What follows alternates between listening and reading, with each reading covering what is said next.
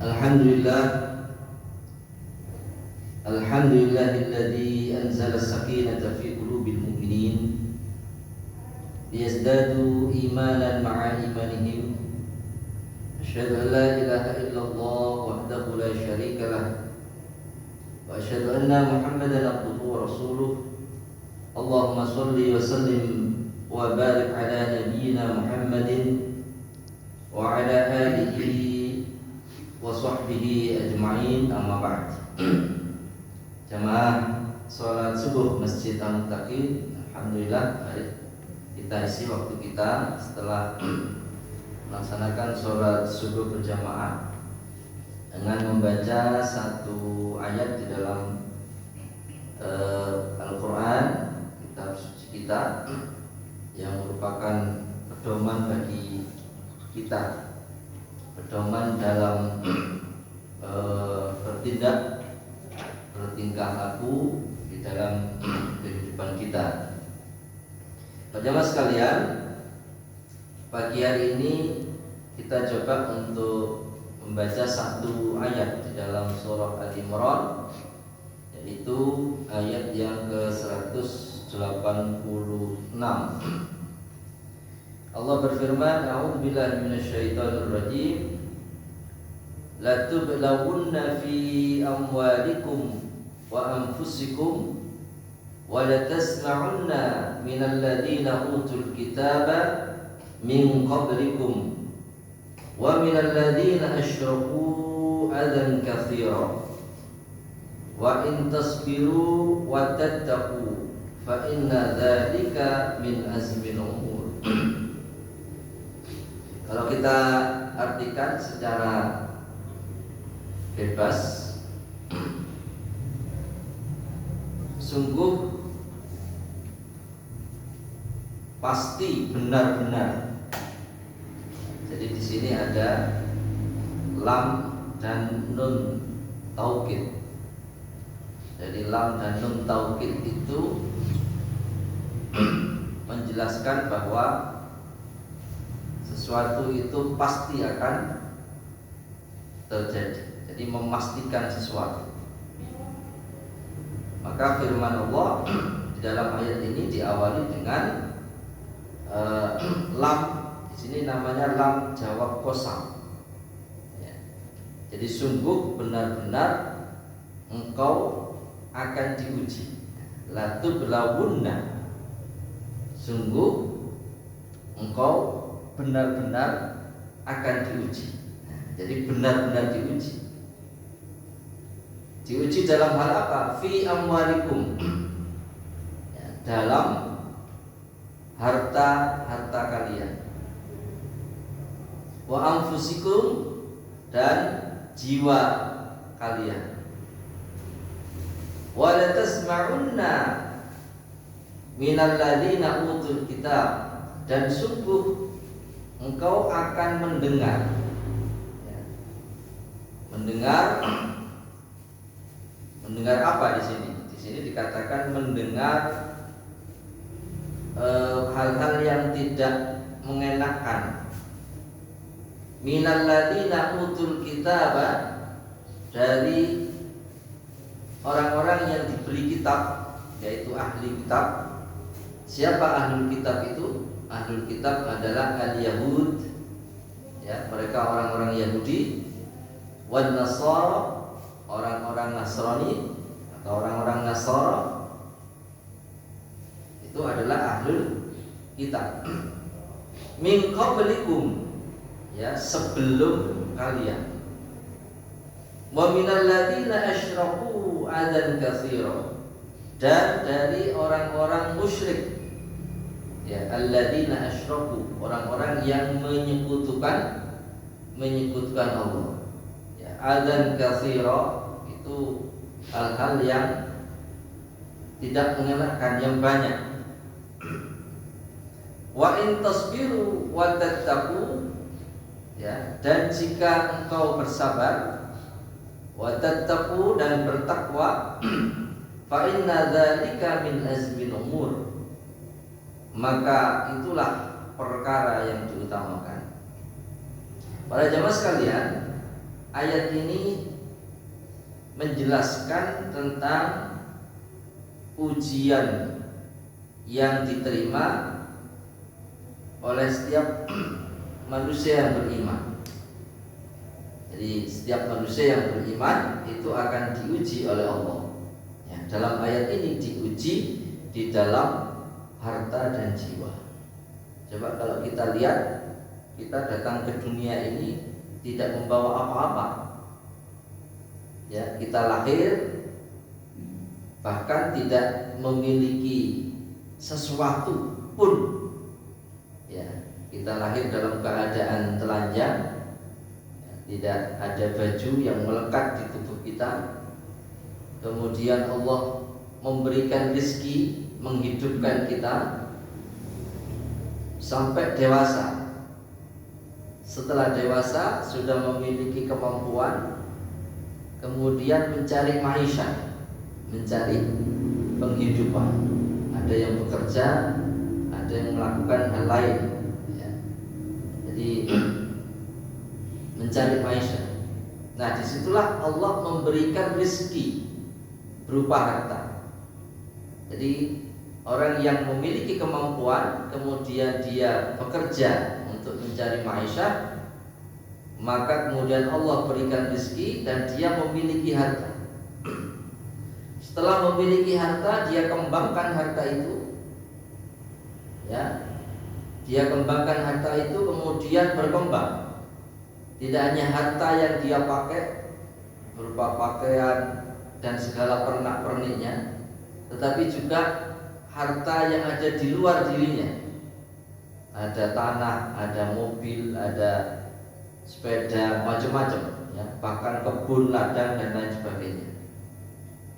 Nah, pada saat itulah Allah menguji, ya, menguji orang-orang yang diberikan harta oleh Allah,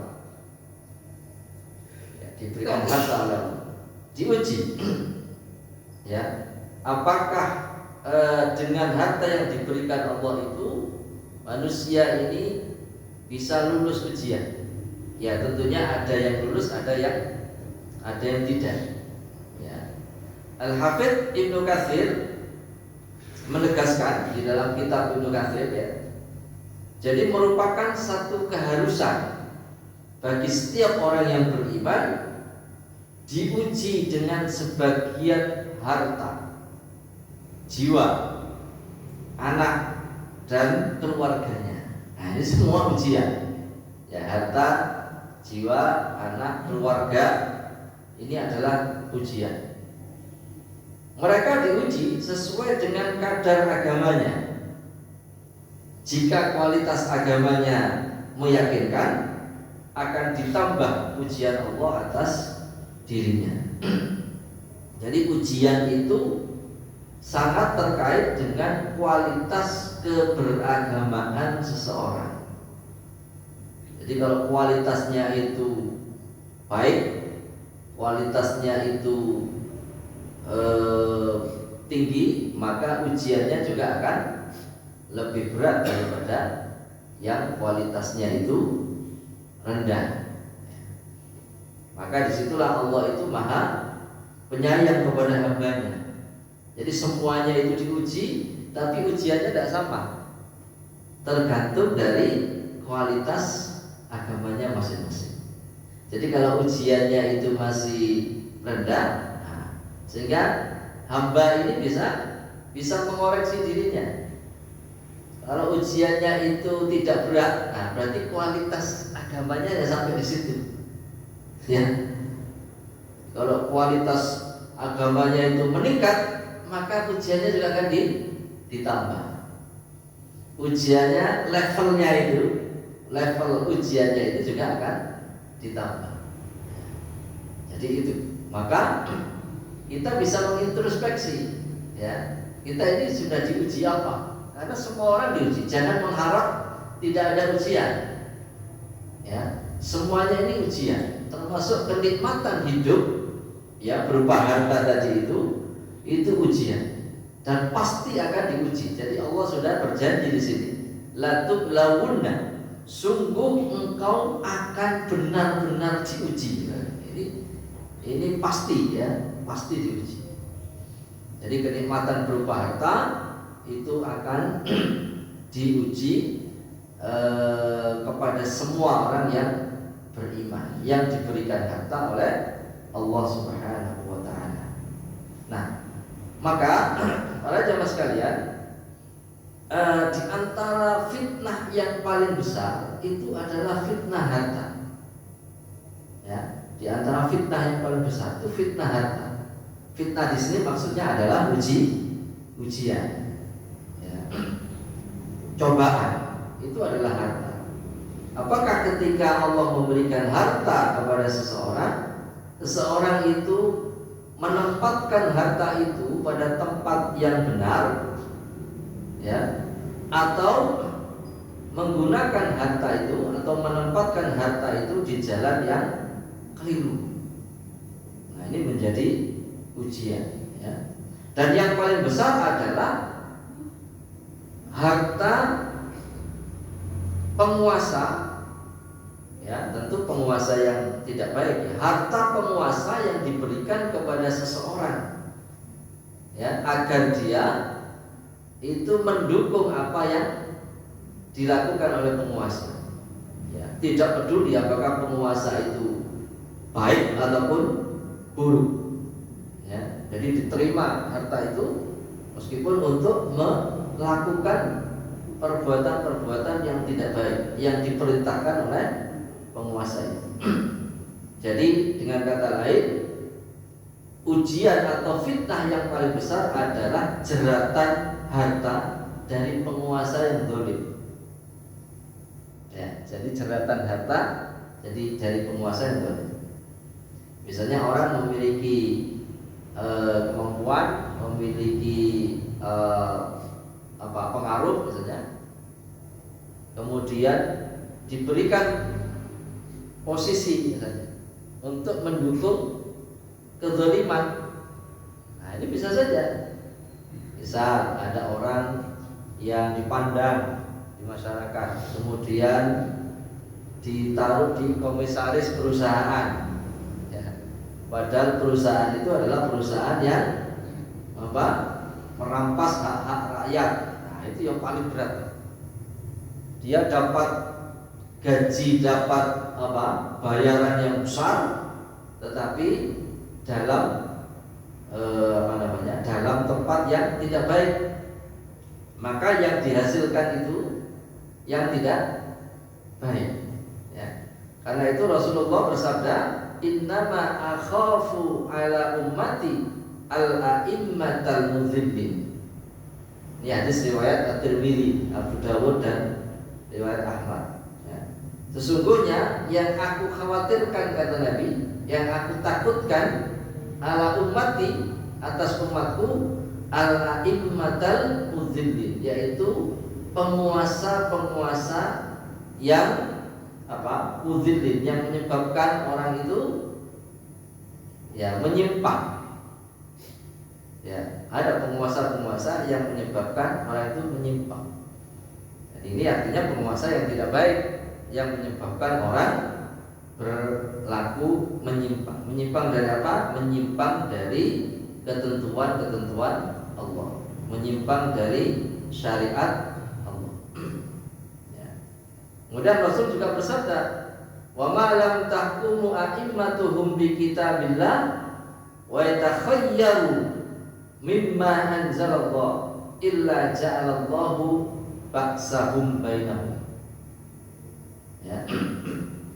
Selama engkau berhukum, ya, jadi selama engkau berhukum kepada penguasa-penguasa mereka, nah, selama mereka, ya, selama penguasa-penguasa mereka itu berhukum tidak kepada kitabullah, ya, jadi penguasa-penguasa itu berhukum tidak dengan kitabullah, wa yatakhayyaru mimma anzalallah, dan mereka memilih-milih, ya, memilih-milih dari apa yang diturunkan Allah. Jadi Allah itu menurunkan hukum, Ya, Allah menurunkan hukum-hukum yang harus dikerjakan di dalam mengatur. Penguasa itu kan fungsinya mengatur. Mengatur apa? Mengatur masyarakat. Tapi ketika penguasa itu memilih-pilih, oh ini yang menguntungkan ya diambil, yang tidak menguntungkan tidak diambil dari perintah-perintah Allah itu.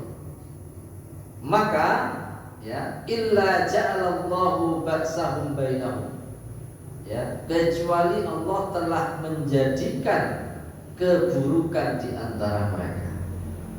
Nah, jadi apa yang diturunkan Allah berupa hukum-hukum itu harus diambil semuanya, harus dikerjakan semuanya. Ya, jadi tidak boleh dipilih-pilih atau dipilah-pilah. Yang sekiranya bermanfaat bagi dirinya, bagi penguasa itu diambil, yang sekiranya tidak dibuang. Ini tidak perlu ini, tidak perlu. Ya. Misalnya apa? Misalnya ya kalau penguasa itu mengatur rakyat, ya memberikan hak-hak rakyat. Nah, karena ini dianggap wah ini rugi kalau hak-hak rakyat diberikan, maka mereka merampas hak rakyat, gitu ya. Jadi itu yang sesuai dengan hawa nafsunya, ya mereka mengambil. Tapi yang tidak sesuai dengan hawa nafsunya ditinggalkan. Ini yang menarik adalah perkataan Ibnu Mas'ud. Jadi Ibnu Mas'ud berkata, yadkhulur rajul ala salat, yadkhulur rajul ala sultani wa ma'ahu dinuhu fayakhruju wa ma'ahu syai'un. Seseorang yang mendatangi sultan, ya, mendatangi penguasa, wa ma'ahu dinuhu, dan bersama mereka agamanya, artinya itu menjual agama. Jadi orang yang mendatangi penguasa dengan menjual agamanya. Apa kata Ibnu Mas'ud? Fayakhruju wa ma ma'ahu syai'un. Dia tidak akan mendapatkan apa-apa. Ya, taruhlah misalnya ada orang ahli agama, ya mungkin kiai, mungkin ustaz, ya, mendatangi penguasa minta posisi, minta posisi atau minta jabatan. Saya kan sudah nolong sampean itu waktu pemilihan kemarin itu, sudah saya kerahkan itu santri saya barangkali ya, atau pengaruhnya. Nah sekarang apa yang sampai berikan ke saya? Nah ini datang kepada penguasa untuk mencari sesuatu. Maka kata Ibnu Mas'ud, wa ma ma'ahu syai'un, dia tidak akan mendapatkan apa-apa, meskipun dia pulang diberikan uang misalnya, atau dia pulang diberikan jabatan untuk penguasa. Kata Ibnu Mas'ud itu tidak mendapatkan apa-apa. Kenapa? Karena yang dia dapatkan itu ya tidak akan dinilai oleh Allah. Bahkan apa yang dia dapatkan itu bisa menjadi bahan bakarnya di neraka. Ya ditanya, kok bisa? Ya, kok bisa dia dapat apa-apa? Ya, kata Ibnu Mas'ud, yardihi bima yaskhatullah. Ya, karena dia menginginkan apa yang dimurkai oleh Allah. Nah, itu yang harus menjadi bahan renungan bagi kita. Ya, sekarang kalau kita melihat orang sudah tidak peduli lagi, ya, entah itu orang yang dikatakan intelek, ya, kemudian dia mendekat kepada penguasa yang tidak baik, ya, yang penting dia mendapatkan bayaran, mendapatkan uang yang banyak, ya, mendapatkan uang yang banyak. Padahal apa yang dilakukan oleh penguasa melalui dia itu adalah sesuatu yang tidak baik. Bisa jadi dia kaya, ya, bisa jadi dia kaya, tapi kekayaannya itu akan menjadi berbahaya bagi dirinya. Nah, ada satu lagi yang menarik, yaitu apa yang dijelaskan oleh Imam Asy-Sya'rani. Beliau berkata, ittaqul wukuf, ya, ittaqul wukuf ala abwabis salatin. Hati-hatilah, ya, hati-hatilah kalian, ya, al-wukuf ala abwabis salatin, ya, berhenti di pintu-pintu penguasa. Ya, artinya berhenti di pintu-pintu penguasa itu ya dia mendatangi penguasa. Maksudnya penguasa yang tidak baik, ya. Kalau penguasa yang baik, ya namanya penguasa yang baik ya harus dibantu, harus ditolong. Fa inna mawadi'ul fitan. Kenapa? Karena itu adalah mawadi'ul fitan, tempatnya fitnah. Mendatangi pintu-pintu penguasa yang tidak baik, karena mungkin penguasa yang zalim, itu adalah mawadi'ul fitnah, ya, tempat-tempat fitnah. Nah, itu nanti akan berbahaya bagi dirinya, ya. Nah, karena itu ini adalah ujian yang sangat berat, ya, ujian yang sangat berat bagi seorang mukmin ketika diberikan sesuatu oleh penguasa yang tidak baik. Ya. Jadi artinya harta yang dia dapatkan itu nanti akan berbahaya bagi dia.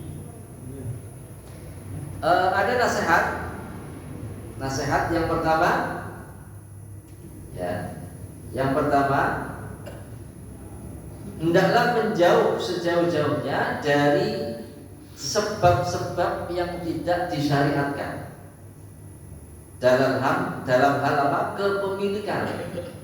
Ya, dalam hal kepemilikan. Apa hal-hal yang tidak disyariatkan itu? Ya, penipuan misalnya. Apalagi pemalsuan. Ya, kalau orang dagang misalnya, ya tidak boleh menipu, palsu. Barangnya jelek dikatakan baik. Ya, menipu. Ya.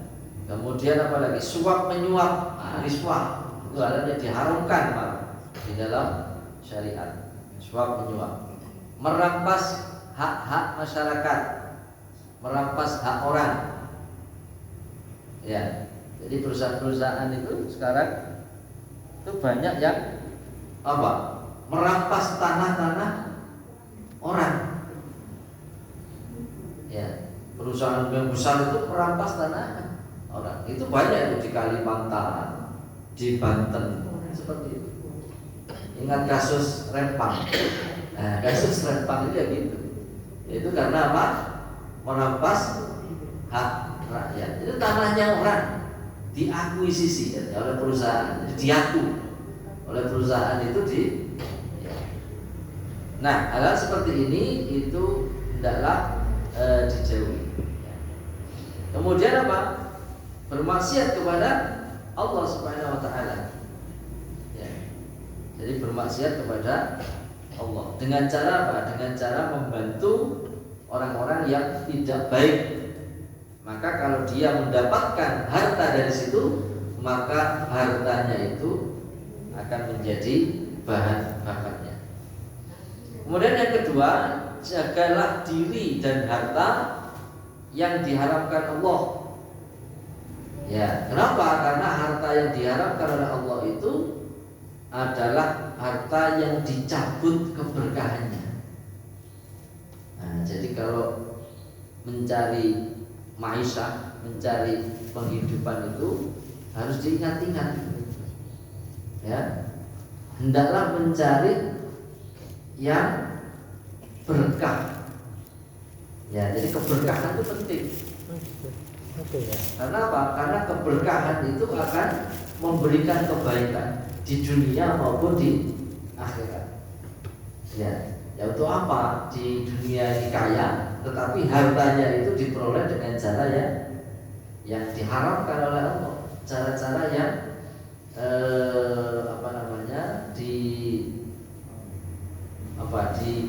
dilarang oleh Allah Subhanahu wa taala.